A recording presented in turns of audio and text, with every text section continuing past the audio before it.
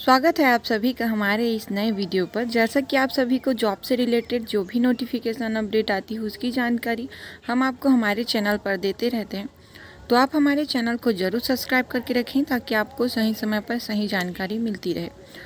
तो फिर चलिए बात कर लेते हैं। आज तो कोई नोटिफिकेशन नहीं है, लेकिन ये जो न्यूज़पेपर पे चल रही जो पीएससी सीजीपीएससी के बारे में जिसमें फर्जी तरीके से सिलेक्शन दिया गया था, तो उसी के बारे में सीबीआई जांच के थ्रू जो भी परिमाण आया हुआ है उसे मैं आप लोगों को बताना चाहती हूँ, जिसमें ये बहुत ज़रूरी है क्योंकि सीजीपीएससी में और सारे एग्ज़ाम में बहुत लोग बहुत हार्ड वर्क करने के बाद सेलेक्ट होते हैं, जहाँ पर जो पात्र अभ्यर्थी नहीं हैं उन्हें भी सीजीपीएससी जैसे एग्ज़ामों में रैंक दिला करके सिलेक्शन दिया गया।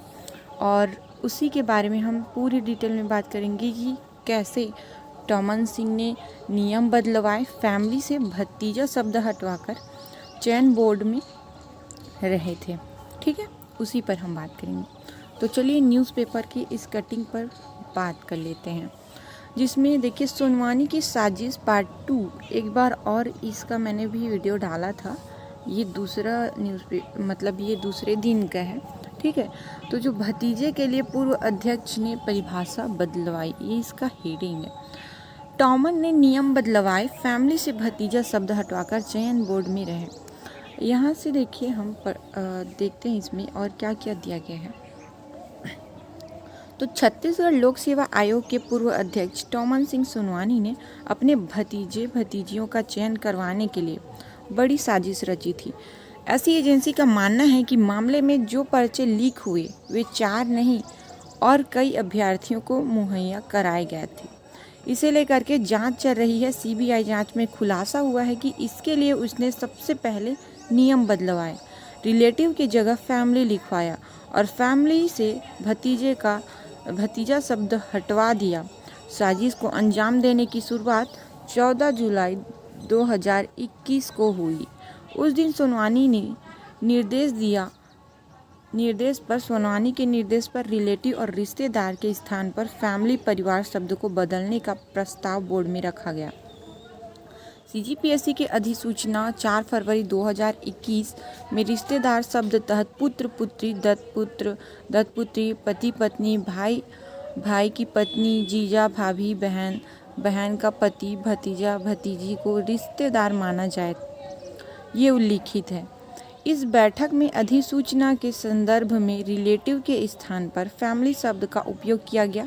फैमिली को पति पत्नी, बेटा बेटी ये सब कुछ माना गया, जिसमें इसमें परिभाषित होता है कि जो बैठक में यह भी तय हुआ कि सीजीपीएससी के अध्यक्ष और सदस्य का कोई भी करीबी रिश्तेदार परिवार का सदस्य परीक्षा में शामिल होने की स्थिति में उक्त अध्यक्ष और सदस्य आयोजित परीक्षा की प्रक्रिया से खुद को दूर रखेंगे। सीबीआई के मुताबिक फैमिली के परिवार से भतीजा शब्द ही हटा दिया गया। ये शब्द हट गया और टॉमन की खुद को चयन प्रक्रिया में शामिल रखने की राह बंद नहीं हुई। यह सारी काव्या, नितेश और साहिल को पीएससी 2021 में चयनित करवाने की थी। परिवार की परिभाषा से भतीजा शब्द हटने से उन पर पक्षपात का आरोप भी न लगे। अभी हम बात करेंगे जो टॉमन सिंह जो नियम बदले थे, टॉमन का साजिश अंजाम नहीं दे पाते हैं, ये वाला हम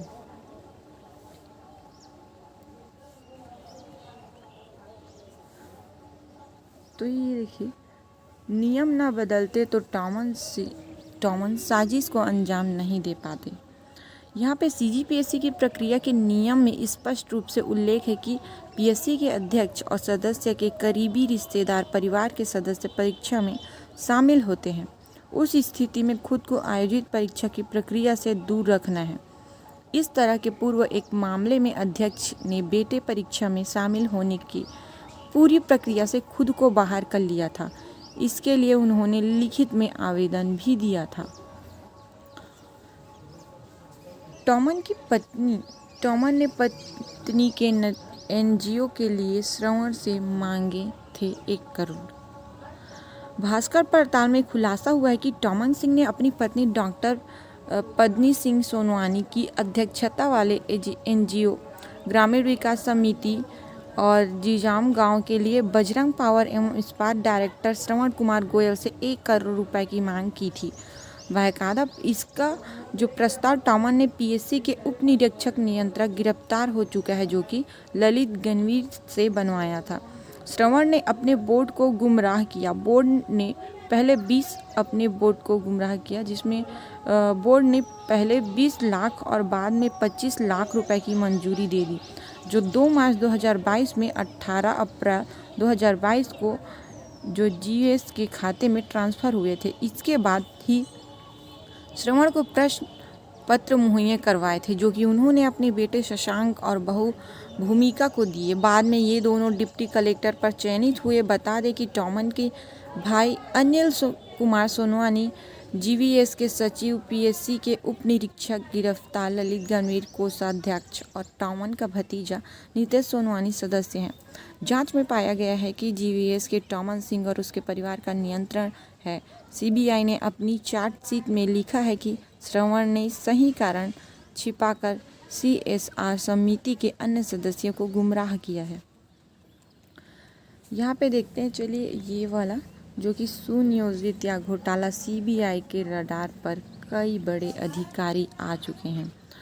तो इनमें जो इनके खिलाफ जारी है, सीजीपीएससी 2021 परीक्षा में डिप्टी कलेक्टर और अन्य पदों पर चयनित अन्य उम्मीदवारों और निशा कोशले और दीपा अदिल के चयन के संबंध में निशा और दीपा दोनों ही टॉमन सिंह सोनवानी की रिश्तेदार हैं। पूर्व परीक्षा नियंत्रण आरती वासनिक और अन्य अज्ञात व्यक्तियों की भूमिका पर जांच जारी है। जीवन किशोर ध्रुव और तत्कालीन पीएससी सचिव इनका बेटा सुमित ध्रुव डिप्टी कलेक्टर के पद पर चयनित हुआ।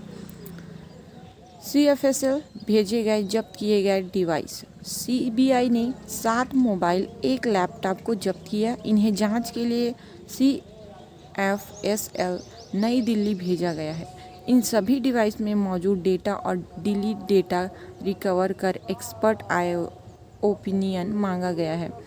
सबसे बड़ा सवाल, भर्ती घोटाले के बारे में तत्कालीन कांग्रेस सरकार अनजान थी या जानबूझकर होने दिया। सीबीआई सूत्रों के मुताबिक इसमें कई नेता शामिल हो सकते हैं। तो देखिए, जब कुछ गड़बड़ होता है तो एक शामिल नहीं होता है, पूरा सरकार भी शामिल होता है, मुझे तो ऐसा लगता है।